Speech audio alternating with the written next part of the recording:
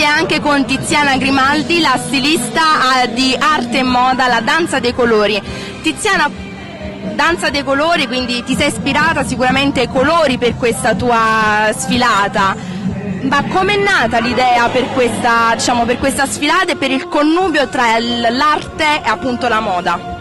Allora, io nasco come pittrice, ovviamente di opere e di quadri, amo la moda e quindi ho riportato le mie idee e quindi i miei colori, che poi tra l'altro sono molto vivaci e sono proprio appunto come una danza, in quanto c'è molto movimento, vedrete spesso degli spirali, insomma delle cose molto in movimento, quindi da qui il nome La danza dei colori, arte moda.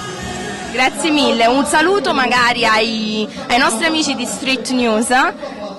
Sì, che l'arte sia per voi, come lo è per me, un vero strumento per attingere energia positiva e quindi poter finalmente vivere qualcosa di bello. Quindi amate l'arte, voi soprattutto giovani, avvicinatevi al mondo dell'arte, che sia la recitazione, la danza, la pittura, avvicinatevi all'arte. Sì, infatti è a fianco a te uno che ama l'arte, giusto? Buonasera a tutti, mi presento, sono Michele Bellotti e sono un attore. Grazie mille, A voi. arrivederci.